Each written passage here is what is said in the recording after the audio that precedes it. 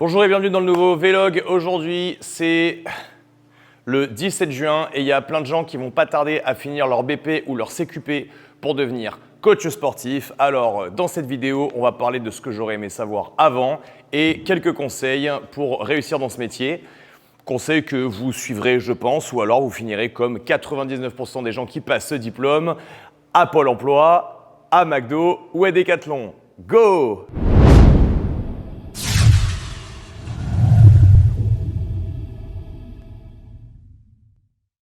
L'introduction était une blague sans être une blague. Quand j'ai passé mon BP en 2012, j'étais quelqu'un de profondément insupportable puisque je ne supportais pas le nivellement par le bas ambiant du contexte de ma formation. Et j'avais prédit que sur les 15 que nous étions, il y en aurait au moins 12 qui finiraient à Decathlon ou à Pôle emploi dans les 3 ans. Ça n'a pas loupé. De ma génération et de ma classe, je pense qu'on a encore 2 à traiter dans le sport. C'est comme ça tous les ans, on accueille des stagiaires BP dans la salle.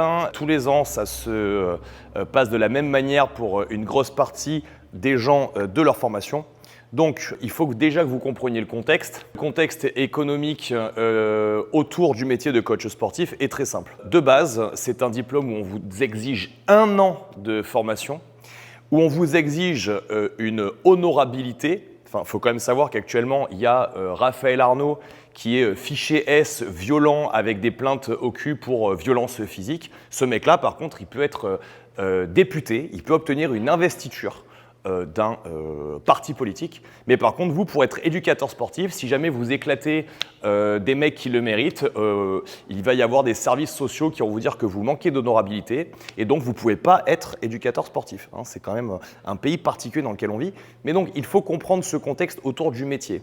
À l'issue, on vous exige donc une extraordinaire honorabilité et un niveau de compétence quand même assez important pour que derrière, l'issue pour 99% des gens qui passent ce diplôme, c'est se diriger vers un mi-temps. Alors, si on prend vraiment la salle de fitness, qui est à mon sens l'abomination professionnelle pour ce métier, vous allez être payé aux alentours des 15 à 20 balles de l'heure en auto-entrepreneur pour faire 14 heures de fitness dans la semaine, vous suicider pour les 5 prochaines années. Une fois que vous serez complètement essoré physiquement, vous serez dégoûté du taf et complètement explosé sur tous les plans physiques de votre corps. Et donc, à ce moment-là, vous vous dirigerez vers Pôle emploi, Decathlon, McDo ou agent immobilier. Il y en a aussi qui trouvent des CDD à temps partiel à boulanger et qui voient ça comme une super chance. Ça, c'est l'issue pour 99% des gens qui vont passer le BP. Il y a aussi agent de sécurité pour peu que vous ayez fait un peu de bagarre et que vous soyez un peu costaud, derrière, c'est de nouveau une formation complètement inutile avec une carte professionnelle pour justifier de votre extraordinaire honorabilité et vous aurez la chance de surveiller une ligne de caisse. Donc, le but de cette vidéo, c'est déjà de faire un constat extrêmement brutal parce que là, je vois beaucoup trop de gens qui ont des métiers intéressants, qui ont des formations intéressantes et qui se mettent à faire du sport et se disent « Waouh, c'est le nouveau truc de ma vie, je veux être éducateur sportif ». Je pense que vous ne comprenez pas du tout à quel point ça va être difficile d'en avoir une vie décente. L'autre point, c'est que la réalité économique au sein de la salle de fitness est la suivante. Il n'y a plus de salle de fitness indépendante par rapport à la conjoncture économique. En plus, ce n'est pas demain la veille que vous allez pouvoir arriver avec votre diplôme, rentrer dans une banque et dire « Bonjour, est-ce que je pourrais avoir 200 000 balles pour acheter du matos et lancer ma salle de sport ?» Quand aujourd'hui, le business model du fitness, ce sont des consortiums de gens qui bossent dans le nucléaire, qui ne savent plus quoi foutre de leur argent et qui s'achètent des fitness parks à 30 000 balles de loyer dans les centres commerciaux. Vous allez faire votre petite salle indépendante. Autant vous dire que si c'est pour donner des cours de fitness complètement lambda, vous allez vous faire complètement pulvériser par le système. Ce business model fonctionne donc sur le fait qu'on prend plein d'auto-entrepreneurs qu'on paye pas cher à temps partiel et qu'on essore complètement. Et à la tête de ça, on met un ou une manager qu'on va payer aux alentours des 2500-2700 € qui se dit « Wow, putain, moi j'ai vraiment trop de chance, je suis cadre je suis au-dessus de toutes les fourmis esclaves du système. Je suis vraiment trop chanceuse d'être la fourmi sous-off, on va dire. » Et cette personne, d'un coup, fait 80 heures semaine. Quand c'est l'alarme qui sonne, c'est elle qui, à 4 heures du matin, doit se lever pour aller inspecter la salle de sport et voir quel est le problème, etc. etc. C'est un esclave. mais un esclave heureux d'être esclave. Tout un concept, encore une fois. Donc vous sortez de votre BP et vous vous dites, je vais trouver du travail, j'ai vraiment de la chance. Voilà, on m'a proposé de bosser dans une salle, et là, point. Là, c'est la bérésina, parce qu'une fois que vous êtes rentré dans le système, là, vous rentrez dans métro, boulot, dodo, votre petit crédit voiture, votre petit loyer. Vous gagnez juste assez pour pas vous étouffer avec votre propre endettement, et puis voilà, votre vie, ça va être de la merde jusqu'à ce que vous changez de métier. Donc, il va falloir comprendre que d'entrée, si vous faites cette formation pour être quelqu'un de totalement lambda, il faut aller faire coiffeur. Il faut aller faire carrossier. Je n'ai rien contre les coiffeurs et les carrossiers. Mais là, par contre, c'est des gens qui trouveront toujours du travail et qui pourront toujours gagner leur vie. Là, dans le sport, ça ne va pas marcher.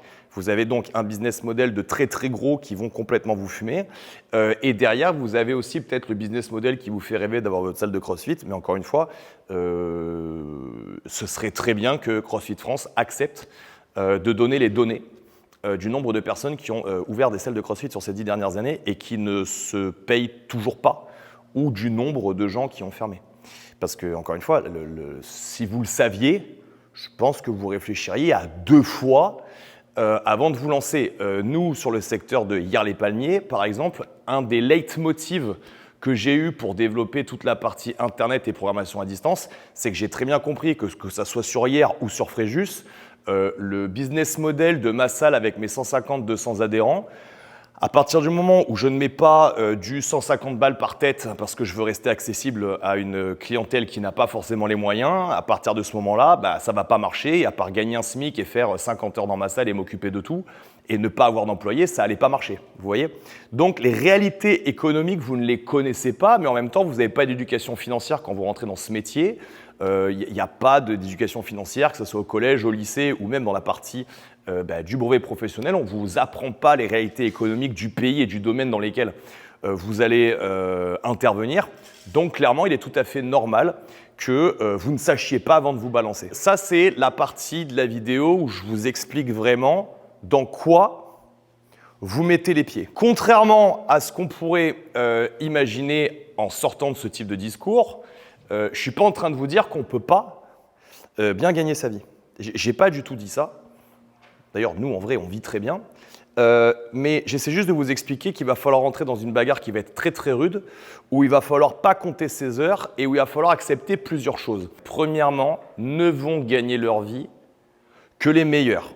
Et alors, quand je dis les meilleurs, ce n'est pas du tout les meilleurs physiquement. Il y a plein de gens qui ont ouvert des salles ou qui ont décidé de passer un BP en se disant « Génial, moi je vais être compétiteur de CrossFit, je vais avoir ma salle, j'aurai tout le temps pour m'entraîner. Je vous invite à venir en immersion 1 semaine avec nous et vous verrez que Orlan, moi ou les coachs, quand on trouve 1 heure, 1 jour sur 2 pour s'entraîner, c'est le maximum actuellement. Donc clairement pas. Quand je dis le meilleur, ce n'est pas le meilleur à l'entraînement. Il va falloir être le meilleur en termes de compétences, c'est-à-dire être capable de faire les meilleurs plans pour donner les meilleurs résultats sur le plan de la préparation physique.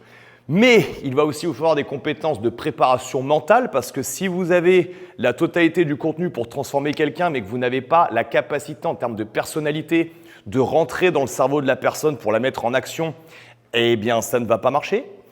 Ensuite, il va vous falloir des compétences en termes de business model, en termes de finance. Si vous n'avez pas d'éducation financière, que vous ne savez pas combien va vous tabasser l'URSSAF, combien va vous tabasser la TVA, vous n'avez pas de culture sur les structures juridiques, si vous ne savez pas faire un business plan correct, si vous ne savez pas faire de vente additionnelle, etc., vous allez juste vous cracher. Ça ne va pas marcher. Surtout que nous sommes dans un pays où la fiscalité a une pression absolument monumentale sur les gens qui travaillent.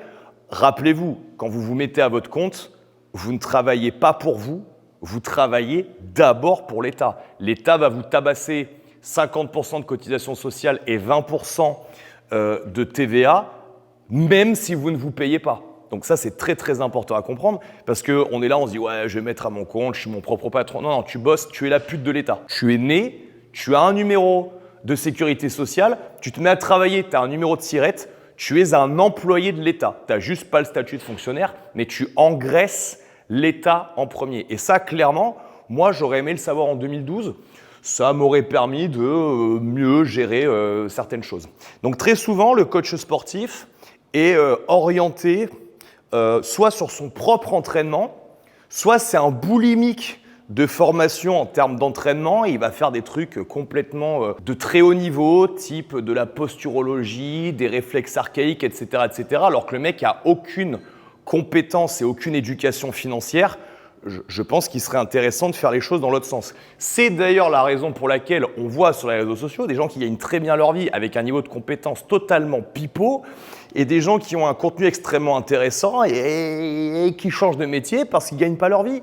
Parce qu'actuellement, en 2024, être un excellent coach ne veut pas dire être une machine de programmation d'entraînement ou être une machine d'entraînement. Il va vous falloir plusieurs cordes à votre arc. Autre point, si vous avez la chance de trouver une structure qui vous respecte et qui vous donne les moyens de travailler, il va falloir être un petit peu moins égocentrique que la moyenne, c'est-à-dire qu'il va falloir respecter la personne qui vous met le pied à l'étrier, respecter la personne qui vous paye et toujours se rendre compte de la chance que vous avez. Je suis moi-même patron, je programme une dizaine de salles en France et en Suisse. J'interviens dans beaucoup de salles chaque année et très souvent, je vois une erreur que font certains coachs, c'est-à-dire qu'ils ont peut-être trop d'orgueil et une fois qu'on leur a filé un contrat, une fois qu'on leur a mis le pied à l'étrier, ils prennent la confiance sur 6 mois, 1 an et se disent « Ah ben moi aussi, je suis capable de le faire et je vais aller moi-même monter mon bise ». Et très honnêtement, dans 90% des cas, ces gens-là regrettent. Moi, je reprends l'historique de We Are Athletic. On a eu plusieurs périodes dans notre création.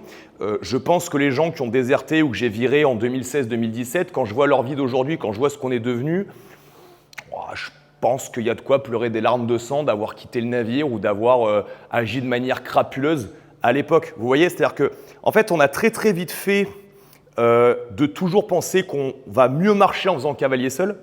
On a très très vite fait par un effet un peu de Dunning-Kruger, comme on ne sait pas qu'on ne sait pas, ben on pense qu'on sait. Donc quand on voit que la partie émergée d'un business, on se dit oui mais moi si j'étais à la place de mon patron, je ferais ci, je ferais ça mieux, je ferais ça. Alors qu'en fait, vous ne savez pas que vous ne savez pas. Et résultat, quand vous décidez vous-même de prendre les commandes, vous vous rendez compte que ça ne fonctionne pas aussi bien. Moi, je pourrais très bien avoir un de mes coachs qui me dit « Tu sais quoi, Guillaume, t'es gentil, t'es mignon, mais moi, j'ai tout compris à ton bise. Donc, en fait, je vais monter la Brian Programmation. » Faites, on en reparle. Parce que comme tous les gens qui ont quitté le navire à un moment, à part finir à Pôle emploi, éducateur spécialisé et faire la pute dans une autre salle pour des heures gratos pour ne pas payer sa cotise, j'ai tout à fait confiance dans le fait que vous n'irez pas beaucoup plus loin. Donc, si vous êtes seul, que vous vous lancez seul, il va vous falloir autre chose que des compétences de programmation et d'entraînement.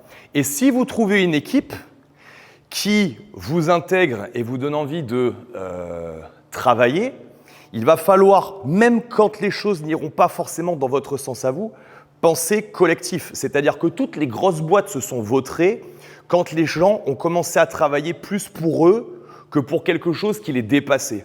Un truc qui pourrait vous inspirer chez We Are Athletic, c'est que tous les gens que j'intègre comprennent que les individualités de chacun doivent être respectées, l'évolution de chacun doit être respectée, mais que tout le monde est là pour bosser pour quelque chose qui nous dépasse. Nous, on n'est plus là, et je parle pour moi et mon équipe, on n'est plus là pour bosser, pour remplir notre frigo, on est en mission.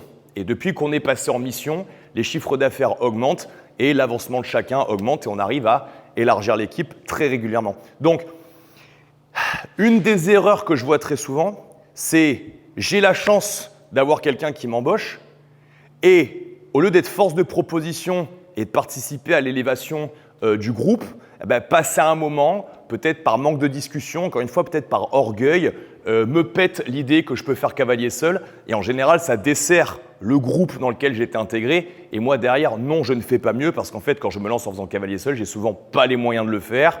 Je me suis vu plus beau que ce que je n'étais. Et en fait, moi, de l'extérieur, quand je vois ces situations dans les autres salles, pour moi, j'appelle ça un énorme gâchis. C'est-à-dire que mon expérience de patron m'a fait comprendre qu'on ne pouvait pas empêcher les gens d'évoluer.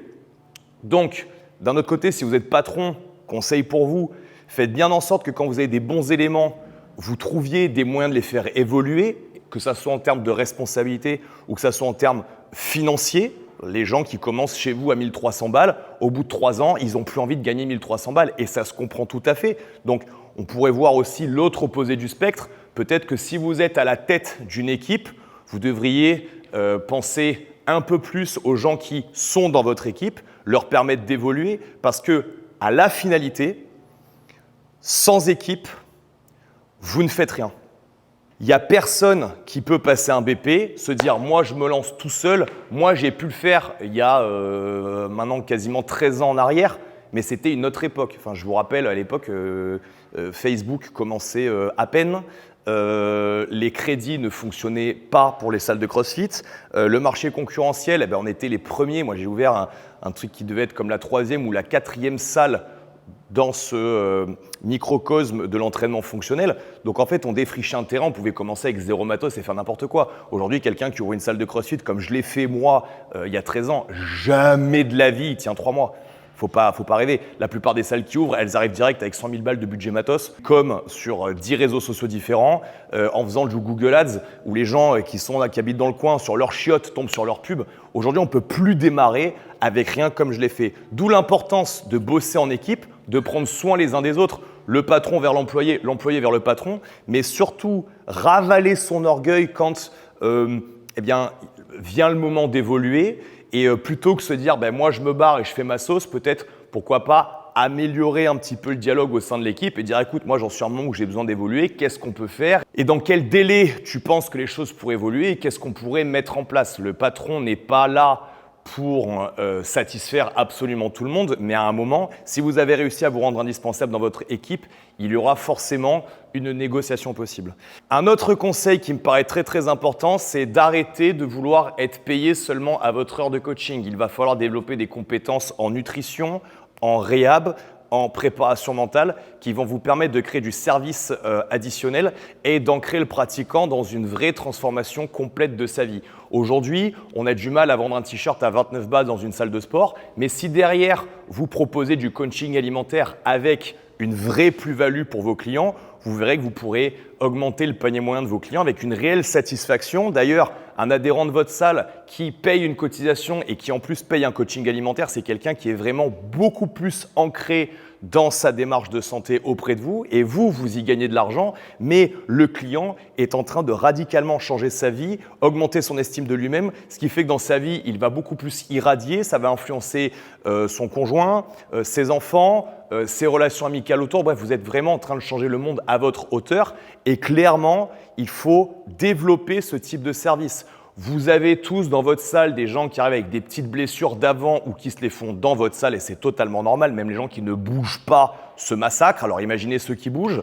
Mais si vous n'avez pas de service pour les prendre en one-to-one et leur proposer de remédier à ces trucs-là, encore une fois, c'est de l'argent qui est perdu, qui va partir chez des kinés ou des ostéos qui sont quand même très moyennement compétents sur la remédiation de ces blessures, alors que vous, au sein de la salle, vous avez tous les outils pour le faire et il vous suffit juste de proposer le service. Donc, je vois très souvent des gens qui se précipitent tout de suite sur de la programmation en ligne alors qu'ils ont 0 communauté en ligne. Donc, je ne vois pas qui c'est que vous avez ciblé en programmation en ligne, alors qu'au quotidien dans votre salle, vous croisez des gens qui se font dégueuler, vous avez des gens qui font des crises d'hyperphagie, vous avez des gens qui sont en grosse dépression, vous avez des gens qui se sont fait opérer de ci, opérer de là, qui ont des épaules en vrac, des dos en vrac.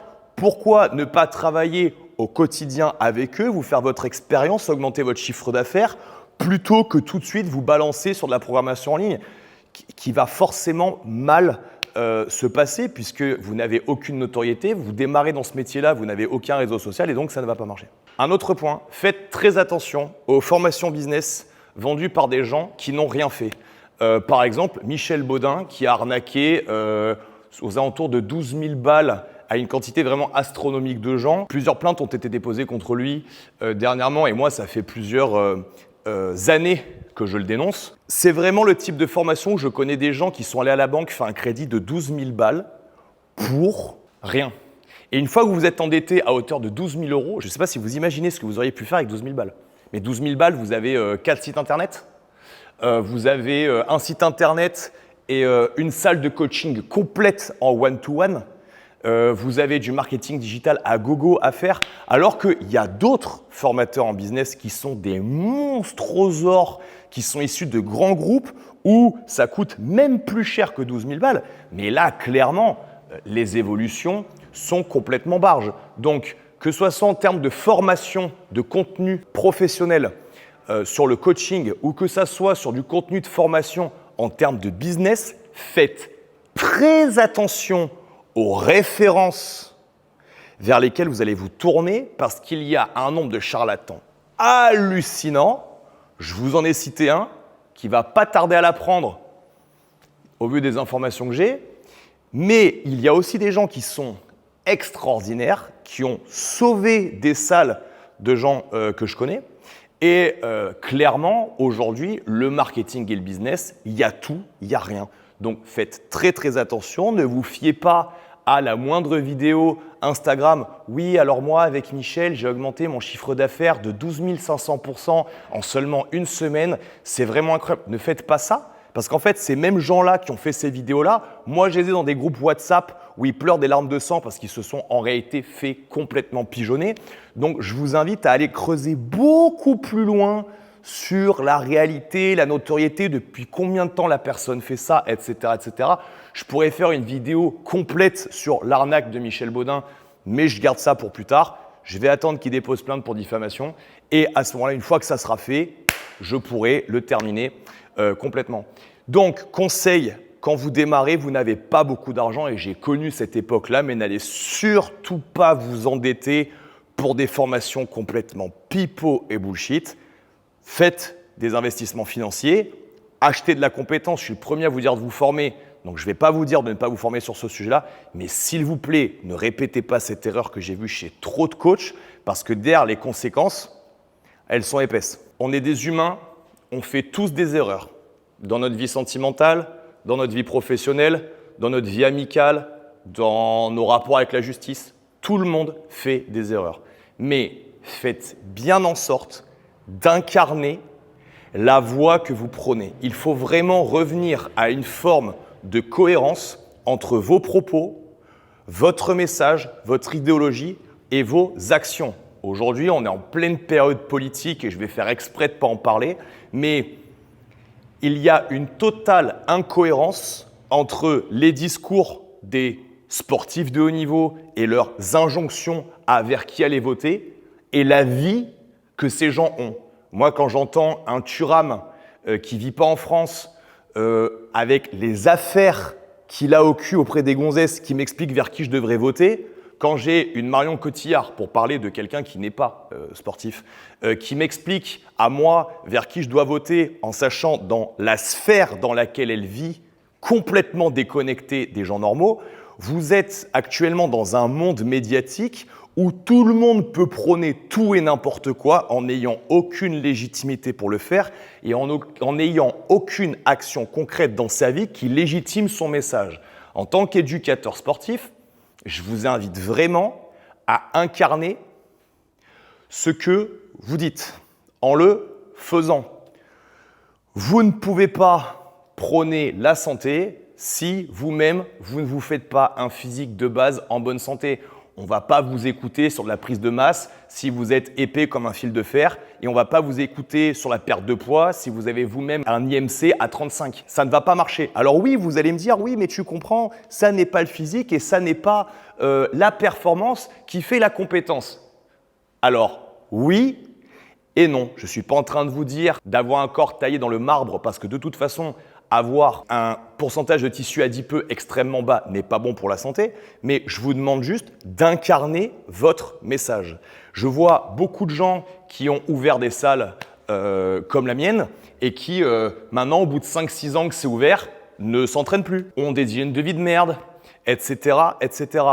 Des gens qui font la leçon sur les réseaux sociaux et quand on creuse derrière, sont les gens avec le moins de valeur que je connaisse. Le nombre d'influenceuses Insta qui vous expliquent comment vous alimenter et qui prennent des posings et qui derrière se font gerber ou sont totalement anorexiques est complètement monstrueux. Donc vous, si vous voulez mettre votre patte dans ce milieu-là pour l'améliorer, je vous invite vraiment à faire la différence en incarnant la voie que vous prenez. Dernier conseil qui résumera tout. Dans ce métier, pour gagner votre vie, il n'y a aucun besoin d'être excellent. Il suffit juste d'être moins mauvais que 90% des gens qui eux-mêmes, tous les jours, vous aident en étant au quotidien mauvais.